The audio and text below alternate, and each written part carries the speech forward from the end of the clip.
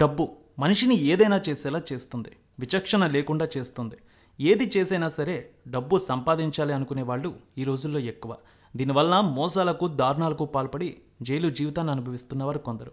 ఇది సినీ ఇండస్ట్రీలో ఉన్న వారికి కూడా వర్తిస్తుంది.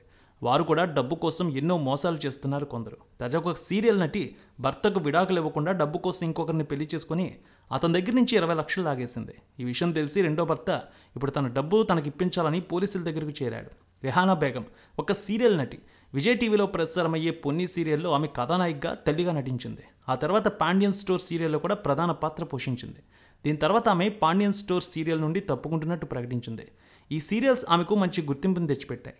ఈ సీరియల్స్ చేస్తున్నప్పటికే ఆమెకు పెళ్ళై 2 పిల్లలు ఉన్నారు. భర్తతో విడిపోయి ఉంటుందో లేక వేరే కారణాల వల్ల ఆమె ఒక్కరే నివాసంలో ఉంటుంది.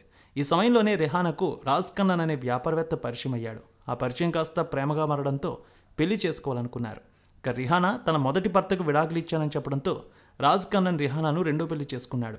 తర్వాత అతని దగ్గర నుంచి రెహానా 20 లక్షలు తీసుకుంది. భార్య కదా అని అతను కూడా ఇచ్చేశాడు.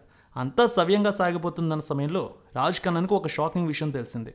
రెహానా మొదటి భర్తకు విడాకులు ఇవ్వలేదని, ఇప్పటికీ వారు అప్పుడప్పుడు కలుస్తున్నారని తెలుసుకుని ఆమెను నిలదీశాడు.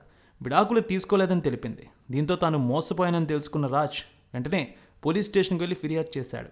రెహానా బేగం తనను మోసం చేసిందని, మొదటి భర్తతో విడాకులు తీసుకోకుండా తనను రెండో పెళ్లి చేసుకుందని ఫిర్యాదులో రాశాడు. అంతేకాకుండా ఆమె తన దగ్గర నుంచి తీసుకున్న 20 లక్షలు తిరిగి ఇప్పించాలని, తనను మోసం చేసినందుకు ఆమెపై తగిన చర్యలు తీసుకోవాలని కూడా పోలీసులను కోరాడు. రాజ్ ఖన్నన్ ఫిర్యాదు స్వీకరించిన పోలీసులు వారిద్దరిని విచారిస్తున్నారు.